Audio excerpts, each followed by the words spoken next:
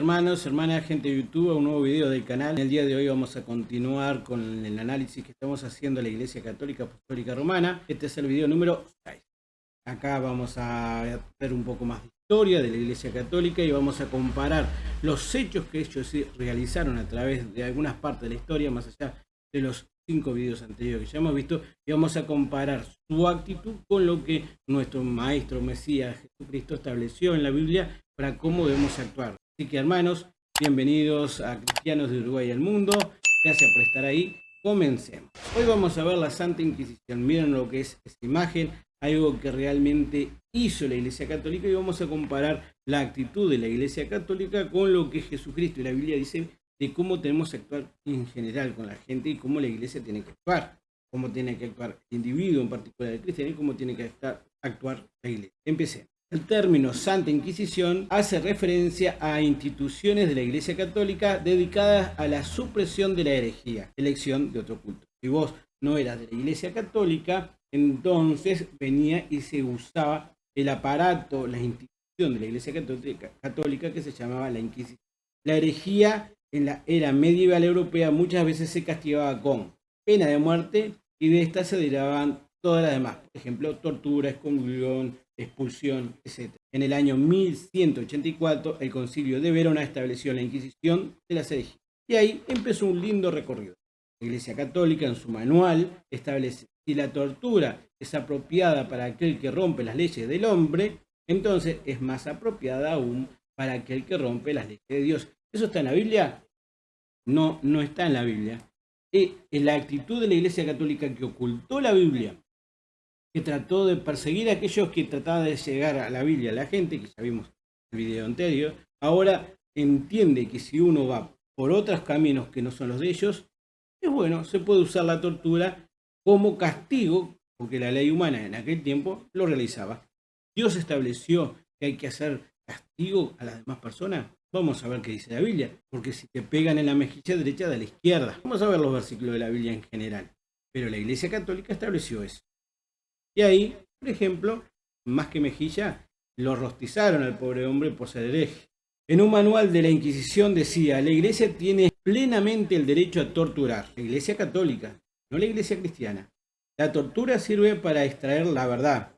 La Convención de Derechos Internacionales, Derechos del Hombre y Derechos Humanos, el Pacto San José de Costa Rica, son fuertes elementos que establecen hoy en día una gran diferencia en materia de protección de los derechos humanos.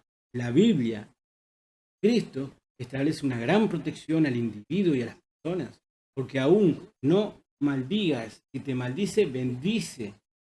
La Biblia misma, Cristo nos dice que no debemos actuar con odio, con violencia, sino con amor y con paz. Sin embargo, la Iglesia Católica dice que tiene pleno derecho a usar la tortura. La tortura sirve para extraer la verdad. Cuando el crimen de herejía sea hecho por muchos, se les torturará uno detrás del otro, comenzando por el más joven o por el que parezca el más atemorizado. Todo el mundo puede ser torturado, ninguna excepción, excepto los niños de menores de 14 años, dice este manual, que pueden ser golpeados únicamente con una férula. Sin embargo, hay excepciones donde realmente se había torturado a niños. No se tortura al anciano decrépito ni a la mujer embarazada. Bueno, son más o menos, entre comillas, humanitarios.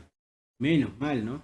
Porque si no, imagínense, de forma irónica lo digo, ¿verdad, hermano? Entre el año 1308 y 1322, Bernardo Guy, el inquisidor que retrata Umberto Eco en una película que se llama El nombre de la rosa, pronunció 636 condenas, en las cuales unas 40 fueron a la hoguera. Ahí está el libro de Umberto Eco, El hombre de la rosa. Y acá hay un relato en materia de entrar en este escabroso tema de la Inquisición y del derecho que tenía la Iglesia Católica de torturar porque vos pensabas diferente. Cuando una institución realiza algo, demuestra la forma que es la institución. Jesucristo es uno, la Iglesia es una. Entonces, por sus frutos vamos a conocer una verdadera iglesia.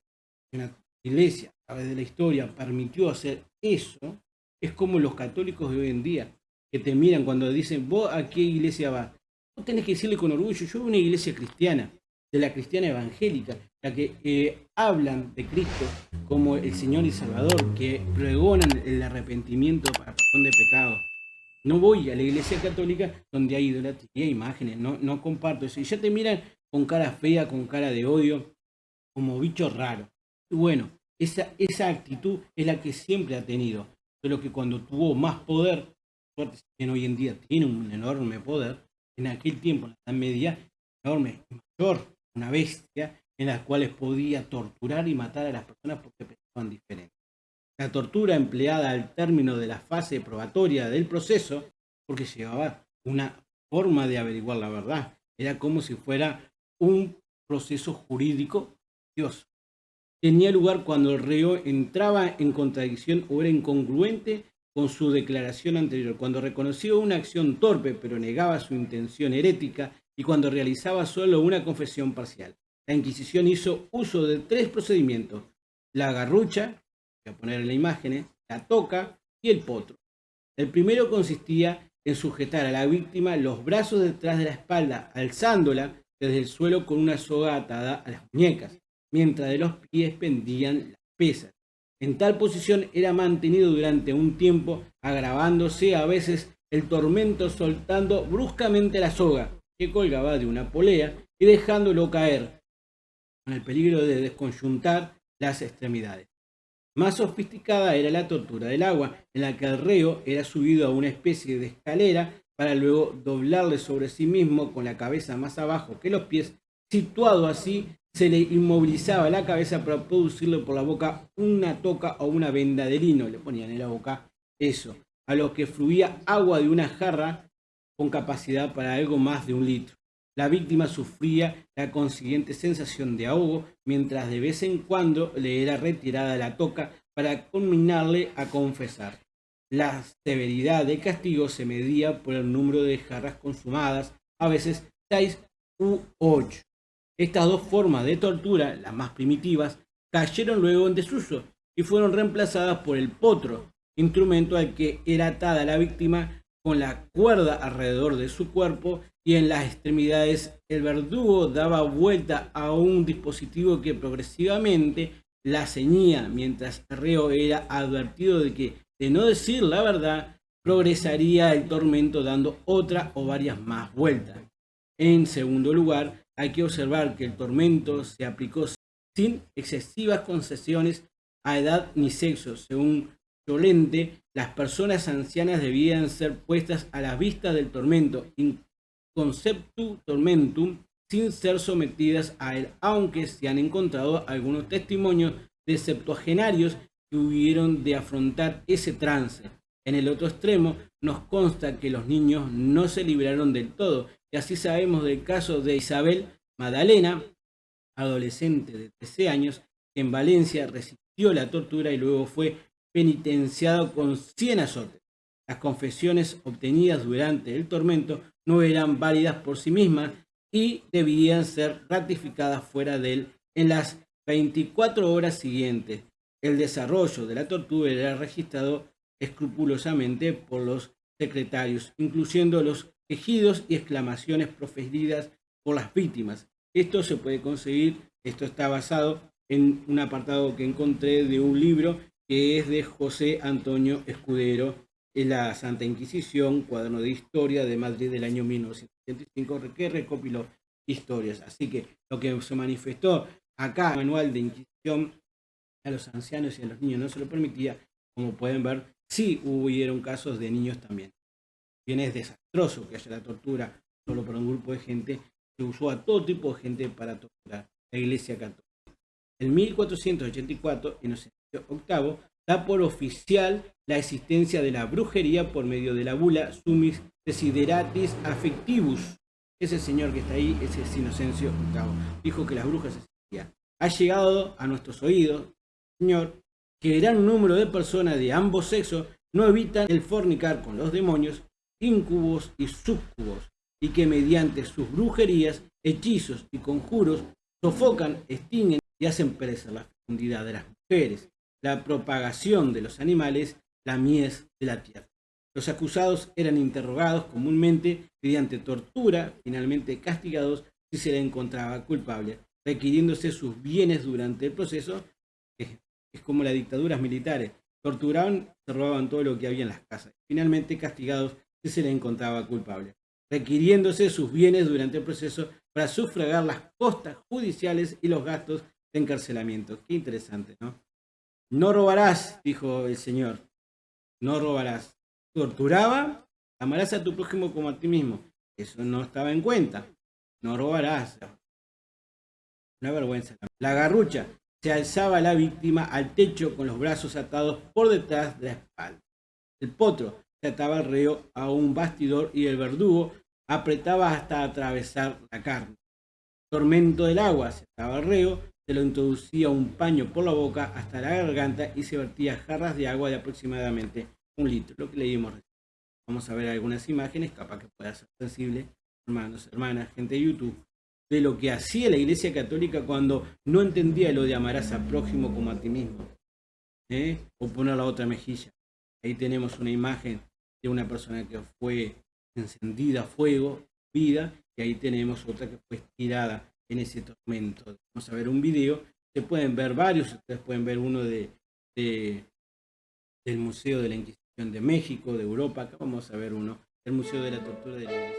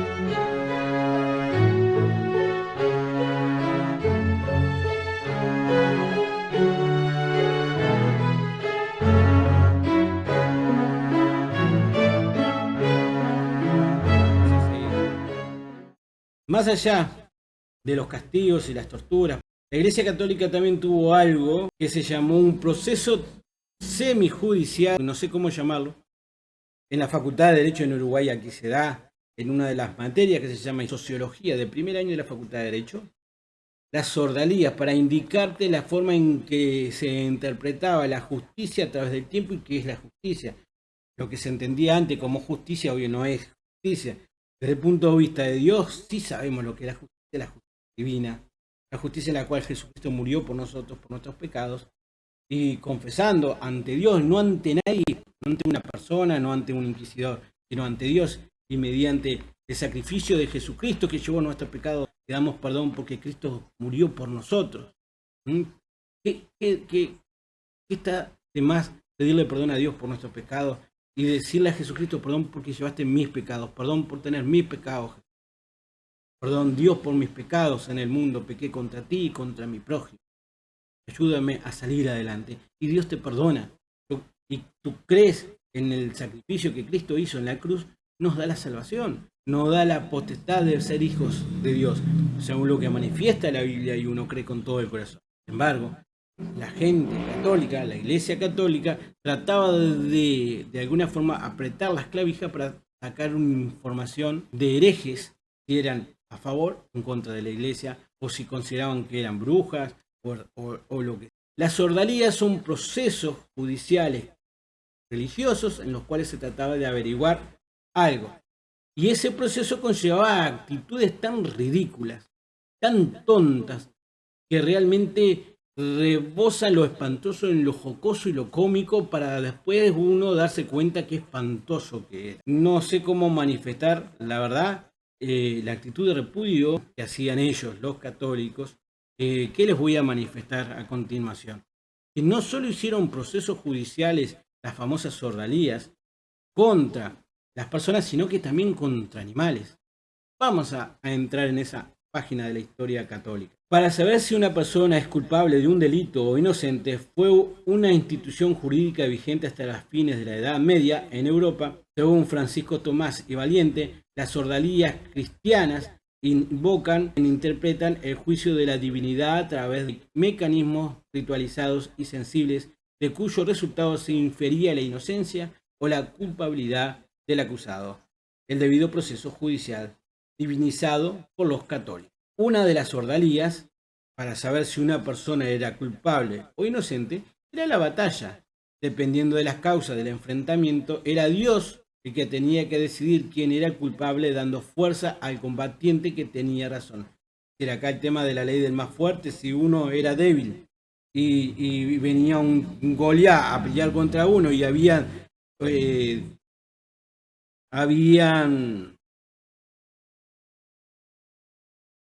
opiniones cruzadas acerca de si uno tenía razón o no. ¿Me robó?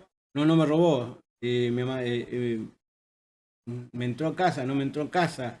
Me rompió esto, no me rompió esto. Hiciste tal cosa, hiciste tal otra. Bueno, entonces el combate cuerpo a cuerpo a través de espadas establecía la ordalía de la batalla, quien, según ellos, Dios daba la potestad al que tenía razón para ser victorioso, y el que perdía era el culpable. El ganador era inocente porque Dios había intercedido y le había dado fuerzas para vencer a su enemigo. Eso en la Biblia no está para nada. Si el que había perdido no había muerto todavía, era colgado o quemado dependiendo del asunto del juicio. Si el crimen no era demasiado grave, se le cortaba las manos y confiscaban sus bienes. Imagínate que alguien te lesionó, fuiste a pelear por la ordalía, terminaste perdiendo, te cortaron la mano y te sacaron todas las cosas. No solo el agua hirviendo era usada para las ordalías del agua, porque ahora vamos a ver la ordalía del agua hirviendo, pero esta era del agua fría.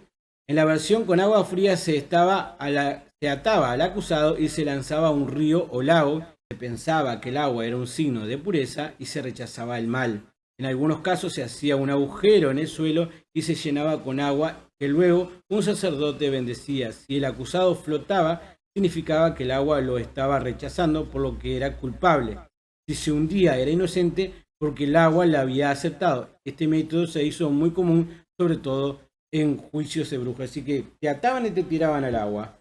Si vos flotabas, eras culpable y te matabas. Pero si eras inocente, vos te hundías y capaz que te ahogabas. Pero eras inocente, moriste siendo inocente.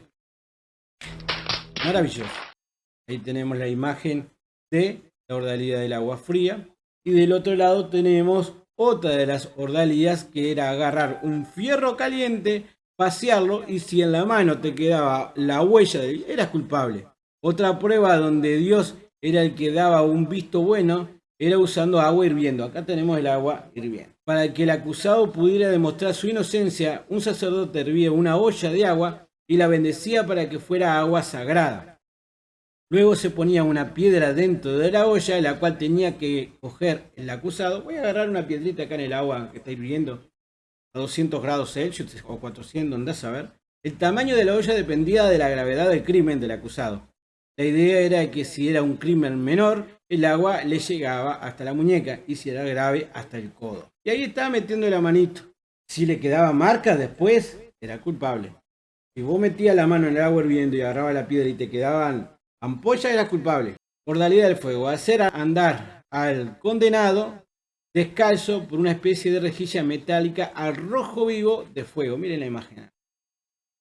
Tenía que dar 9 pasos completos para probar su inocencia. En algunos casos, en lugar de una rejilla, el acusado tenía que sostener en sus manos un hierro al rojo vivo durante estos 9 pasos. El famoso fierrito que les mostré acá el hombre de este capucha verde. Si el acusado no tenía ninguna herida o daño, era declarado inocente, sin más preámbulo.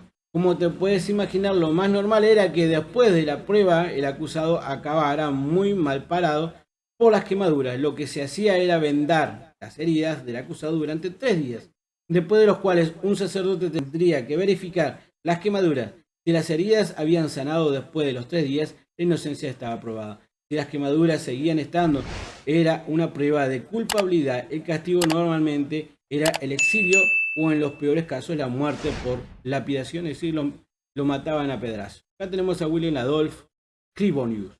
A partir de 1583 trabajó como teórico de las brujas. Se ocupó casi exclusivamente de la afirmación y la prueba de que la realización de la vieja prueba de las pruebas del agua, a la que a menudo se hacía referencia en relación con la caza de brujas como un baño de burbujas, era lícita y sobre todo eficaz.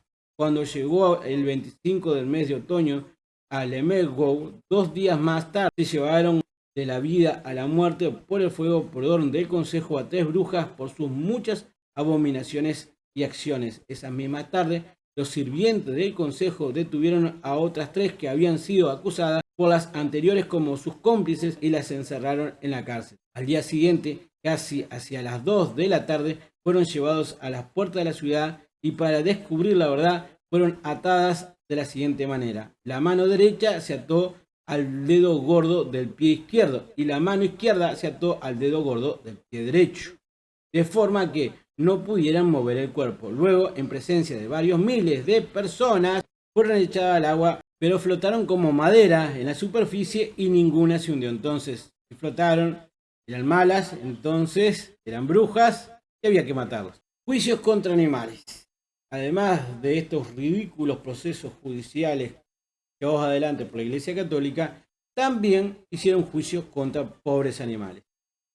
Entre 1266 y 1586 se realizaron solo en Francia por lo menos 60 juicios contra animales en los tribunales de la Inquisición, aunque ese tipo de juicios tuvieron lugar en todo el occidente cristiano, según lo que el historiador Michel Pastérieu ha encontrado en los archivos de los documentos judiciales.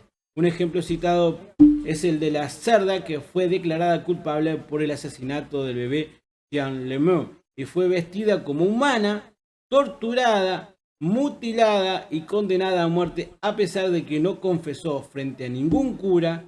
9 días de juicio en Palacia en 1386. Pobre chanchita, pobre chanchita. Sin embargo, en 1457, en Savigny-sur, en Borgoña, el tribunal logró bajo tortura la confesión de otra cerda que había asesinado a otro pequeño de 5 años. ¿Qué habrá dicho la cerda? Le habrán preguntado: ayer mataste a la bebé, y el chancho habrá dicho: ¡ay! Entonces ahí está la confesión, lo mató hoy. Es decir, ¿qué les puedo decir? En otro caso, la condena fue más fuerte porque el cerdo cometió su crimen un viernes de vigilia, pecado mayor. El juicio contra el animal incluía, al igual que la de las brujas, exposición, acarreo, vegaciones, torturas para el castigo ejemplarizante y la humillación pública y finalmente la destrucción del cadáver mediante el fuego. Ridículo, espantoso. Llevas atrás, Iglesia Católica, muchos muertos. En el nombre de Jesucristo, que nunca pidió. En Italia, Galilei fue obligado por la Inquisición a declarar que su teoría heliocéntrica era una hipótesis y que situaba el Sol en el centro de todo, en contra de la creencia que situaba la Tierra como el centro del universo, cuando la Biblia no dice ni manifiesta que la Tierra es el centro de nada. Al contrario, El genio italiano Galileo Galilei falleció el 8 de enero de 1642 en Florencia cuando tenía 77 años. Pasó sus últimos años de vida bajo arresto domiciliario y al morir el gran duque de la Toscana, Fernando II, quiso enterrarlo en la nave principal de la Basílica de Santo Cras, pero el Papa Urbano VIII se negó debido a las acusaciones de herejías que habían pesado sobre el físico. Finalmente sus restos serían trasladados a un lugar de honor dentro de la basílica y en un momento construido en su recuerdo. Otro de los famosos que sufrieron la Inquisición es Juana de Arco. Nacida en Francia, ya con 17 años encabezó el ejército real francés. Convenció al rey Carlos VII en que expulsara a los ingleses de Francia y este le dio autoridad sobre su ejército en el sitio de Orleans, la batalla de Patay y otros enfrentamientos en 1429 y 1430. Estas campañas revitalizaron la facción de Carlos VII durante la Guerra de los 100 años y permitieron la coronación del monarca. Como recompensa, el rey eximió a Dunbarby del impuesto anual a la corona. Posteriormente, Juana fue capturada por los borgoños y entregada a la iglesia mediando precio. Los clérigos, bajo influencia inglesa, la condenaron por herejía y el duque Juan de Bedford la quemó viva en Rouen. Iglesia católica, influencia política, asesinato, sangre inocente derramada. Las cruzadas, Inquisición, las ordalías, las cruzadas. Tenés mucha sangre, Iglesia Católica, tras tu. Las cruzadas fueron una serie de guerras religiosas impulsadas por la Iglesia Católica en plena Edad Media. Dichas campañas militares tenían como objetivo declarado recuperar para la cristiandad la región de Oriente Próximo, conocida como Tierra Santa, la cual se encontraba bajo el dominio del Islam desde el siglo VII. En muchos casos, estas cruzadas fueron causa de persecuciones contra judíos, mataron judíos, cristianos ortodoxos griegos, estaban de acuerdo con la Iglesia Católica, y rusos. Los participantes de las cruzadas, conocidos como cruzados, tomaban votos religiosos de manera temporal y se les concedía indulgencia por sus pecados. Es decir, mataban a todos los que querían matar y eran perdonados sus pecados porque la Iglesia Católica lo estableció. Y atrás de las cruzadas, lo que había también era un interés económico a través de recuperar las rutas de las Indias que pasaban por Israel, que en ese caso tenían los musulmanes, para hacer platita. Más de cuántos millones de personas, las cruzadas, más de 5, 4, 2 millones, en varias secciones, más de 10 millones de personas murieron a través de las cruzadas.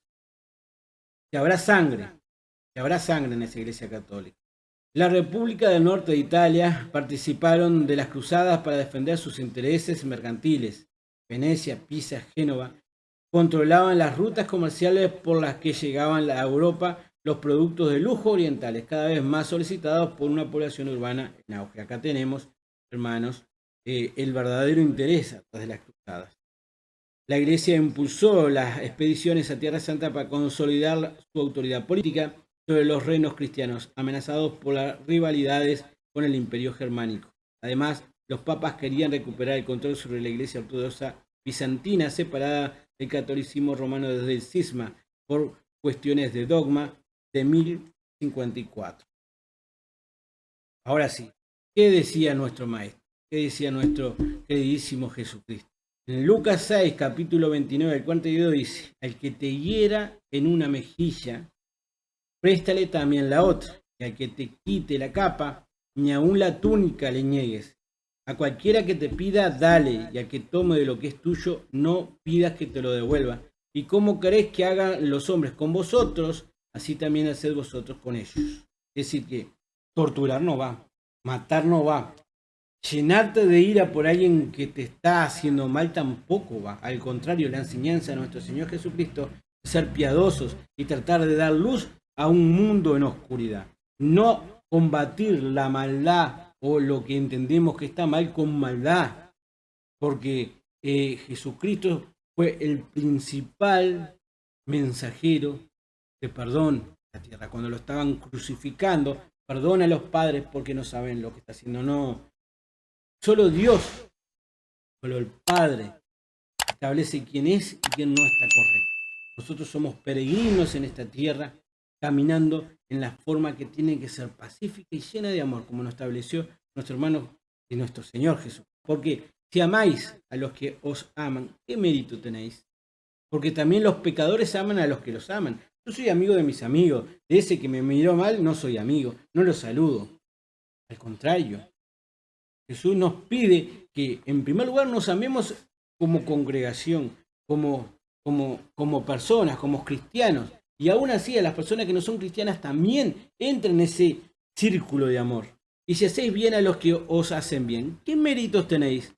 Porque también los pecadores hacen lo mismo. Es decir, que si nos llevamos mal con los demás, pero me llevo bien con los demás, estamos haciendo lo mismo que hacen los gentiles o las personas que no son cristianas. Y si prestáis a aquellos de quienes esperáis recibir, ¿qué mérito tenéis? Porque también los pecadores prestan a los pecadores para recibir otro tanto. Hace poquito se viralizó en la Argentina un taxista que había encontrado un celular y filmó el momento en que se lo entregó al dueño, que lo había olvidado en el taxi, y filmó todo y dice que le dio como $4. Y termina diciendo, pero mirá, me das $4, te estoy devolviendo un celular de $60. Y después vino otro y le puso otro dinero que generaría unos $5 o 6. Y dice, ustedes lo ven. Entonces, en definitiva, la gente del mundo trata de hacer un bien y a lo último pidiendo una recompensa. No así el comportamiento del cristiano. El cristiano no debe ser así. La recompensa no la tenemos que pedir de los seres humanos, sino de Dios. Porque no sepa tu mano derecha lo que hace tu mano izquierda. Porque la recompensa que da el Padre que está en el cielo es muchísimo mejor que cualquier recompensa que cualquier otra persona que en la tierra te lo pueda dar. Esa es la que tenemos que buscar. Amad pues a vuestros enemigos y haced bien y prestad, no esperando de ello nada. Y será vuestro galardón grande y seréis hijos del Altísimo, porque Él es benigno para con los ingratos y malos. Sed pues misericordiosos, como también vuestro Padre es misericordioso. Porque Dios, en este momento de gracia, en el cual Jesucristo murió por cada uno de nosotros, nos da el perdón y nos regala la posibilidad de ser hijos de Dios e ir al cielo y estar en el paraíso gracias a la muerte de Jesucristo, gracias a Cristo que llevó nuestros errores, nuestros pecados. Él es misericordioso porque en la forma que actuamos nosotros, que pecamos contra los prójimos y pecamos contra Dios, Él nos perdona. Los dos principales pecados originales, desde hace 5.000 o 6.000 años atrás, en las cuales Adán y Eva pecaron y después Caín y Abel, se reducen a dos grandes mandamientos que Jesucristo establece que hagamos. Adán y Eva pecó contra Dios. Más allá de comer el fruto prohibido, lo que hizo fue desobedecer a Dios, no amar, no respetar a Dios. Hoy en día, si no nos amamos los unos a los otros, dentro de la iglesia y aún aquellos que no son cristianos, no estamos cumpliendo el mandamiento de Dios. Si tampoco amamos a Dios siguiendo sus mandamientos, oramos, velamos, rezamos, agradecemos, le pedimos perdón, tampoco tenemos amor para con Dios, sino que simplemente una simple actitud como hacen los gentiles. Por lo tanto, reforcemos nuestra fe y nuestra forma de actuar, como decía Jacobo, el hermano de Jesús, en su carta a Santiago en la Biblia, para que la fe siga con obra, porque la fe sin obra está muerta. Y por otro lado, el segundo pecado de Caín y Abel fue la muerte al prójimo, al hermano, el despreciarlo, el tener envidia porque su forma de ser era mejor que la otra. Y esa actitud es el pecado que tiene el hombre contra el hombre. Los dos grandes mandamientos que Dios nos pide que hagamos después del arrepentimiento y creer en Jesucristo, del arrepentir a Dios de nuestros pecados, de pedirle perdón a Cristo por llevar nuestros pecados y agradecer que su sacrificio nos liberó de la muerte, es amar a Dios con todo el corazón y amar al prójimo. Y esos dos mandamientos no los cumplió la Iglesia Católica haciendo todas estas atrocidades que acabamos de ver. Todas estas atrocidades están en la Iglesia. No. Entonces, por los frutos vas a conocer una verdadera iglesia. Por los frutos vas a conocer un verdadero cristiano. Digamos, no juzguéis y no seréis juzgados. No condenéis y no seréis condenados. La ordalías. Llevada adelante por una iglesia que se decía cristiana. Perdonad y seréis perdonados. Padre, perdona nuestros pecados como nosotros perdonamos a quienes nos ofenden, dice el Padre nuestro. Dad y se os dará. Medida buena, apretada, remecida, rebosante dará en vuestro regazo, porque con la misma medida con que medís, os volverán a medir. Hermanos, tenés las posibilidades de ser generoso. Si tenés las posibilidades de ayudar a alguien, lo haces. Si no podés, no podés. Si podés, no te quedes con la avaricia de decir no lo voy a hacer, lo va a hacer otra persona. Porque vas a recibir, como dice, remecida y rebosante dará a vuestro regazo su recompensa, Dios. Y les decía una parábola, ¿acaso puede un ciego guiar a otro ciego? ¿No caerían ambos en el hoyo? El discípulo no es superior a su maestro. Es que tenemos que seguir los mandamientos de Jesús. Esto de que la Iglesia Católica empezó a juzgar y a matar y a torturar no tiene nada que ver con el Jesús Cristo real que nosotros amamos y adoramos, sabemos que es nuestro. ¿Por qué miras la paja que está en el ojo de tu hermano y no echas de ver la viga que está en tu propio ojo? Tantas veces, hermanos, hermanas, gente de YouTube, en la iglesia tratamos de criticar a este, a lo otro, mirá, vino con esto, vino con lo otro, miralo allá, o en el mundo, yo no soy cristiano porque mirá cómo actúa este. Y tratan de mirar siempre la paja del ojo ajeno y no se miran a uno. Y Dios lo que nos pide es que nosotros reconozcamos nuestros errores, tratemos de sacar esa viga que tenemos y damos ayuda. Demasiado trabajo tenemos nosotros para sacar la viga, que es mucho más fuerte que criticar la paja del ojo ajeno. Por lo tanto, concentremos en nuestros propios errores. Si vos te considerás que no tenés errores, que sos perfecto, bueno, analizate, buscar la vuelta y compartí eso ante todo el mundo. Porque para llegar a una perfección tenés que tener la mente de Cristo, que nos pide la Biblia que hagamos y continuemos en eso, y bueno, así rebosar de él. Siempre con humildad y con amor.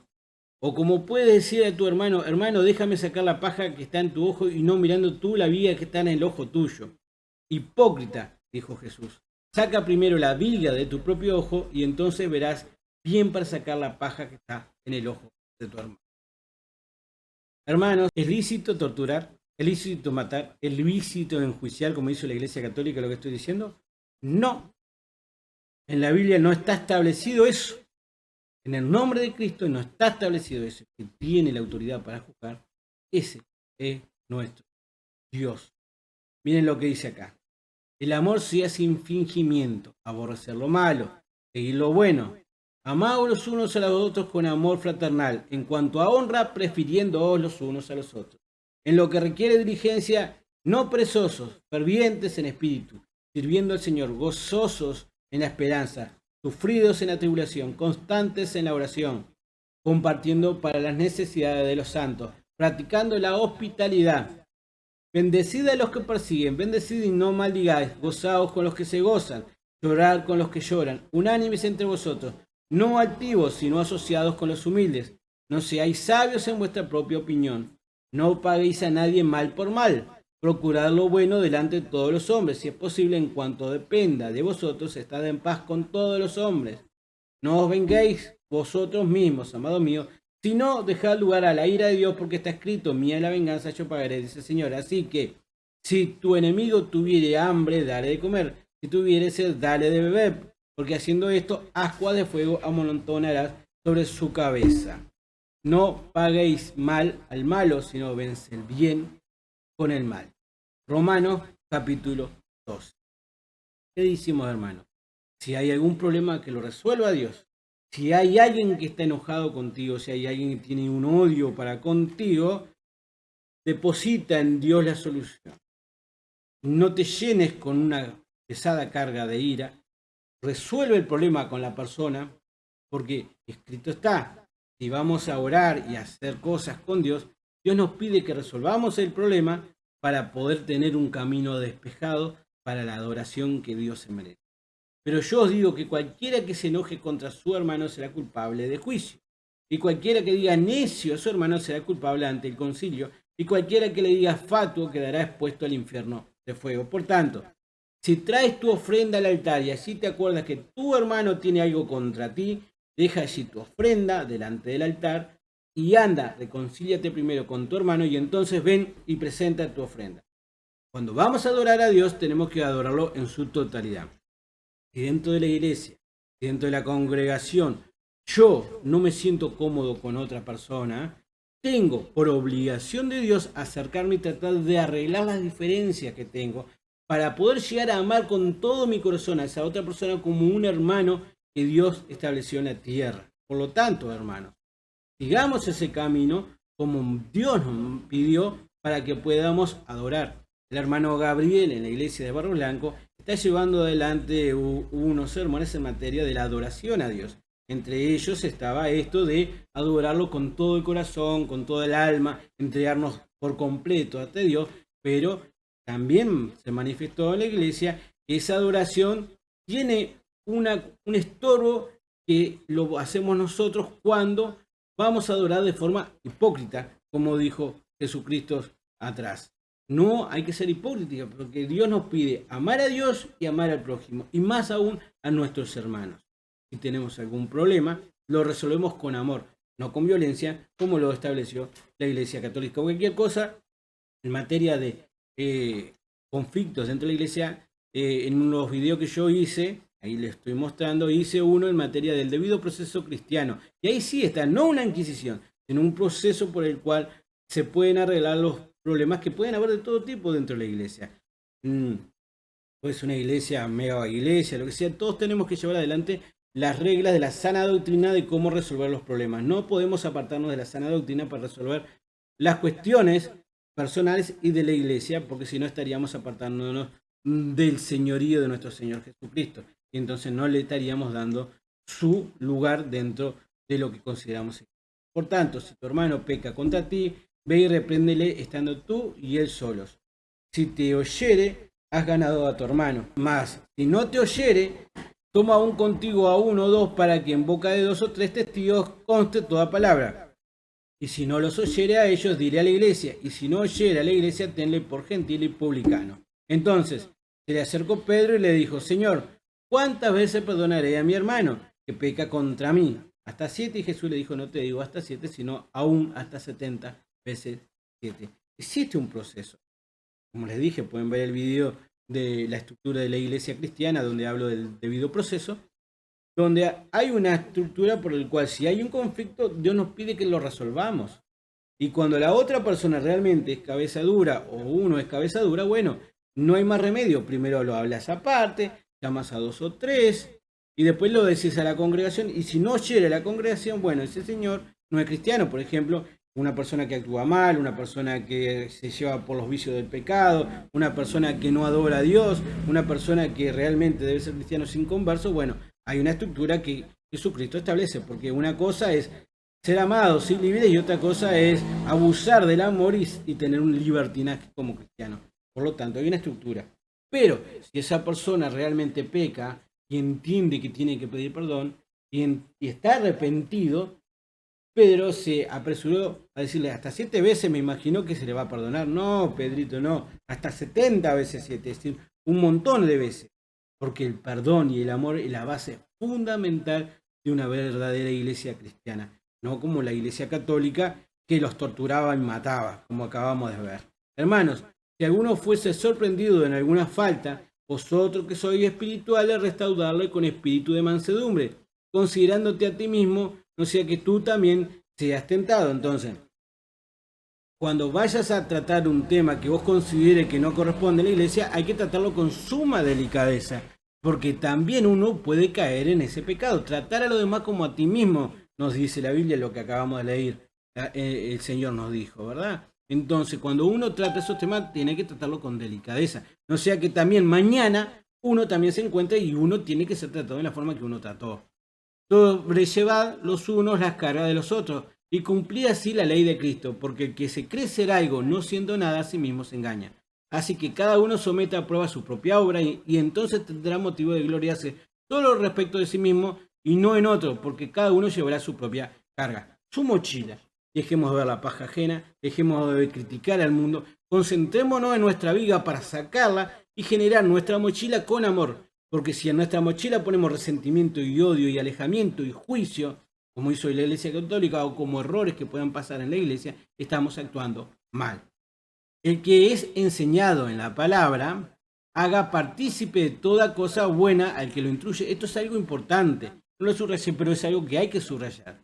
Si vos vas a una iglesia y haces cosas, está bueno que vos le digas al que te está instruyendo, a tu pastor, a tu maestro, o a los dirigentes de la iglesia, o a tus hermanos, que pudiste dar el paso y de que avanzaste como cristiano, que dejaste de lado determinadas cuestiones que pueden ser drogas, cigarro, ira, violencia, actitudes malas, y se lo decís. Es bueno que hagas partícipe de toda cosa buena al que te instruye.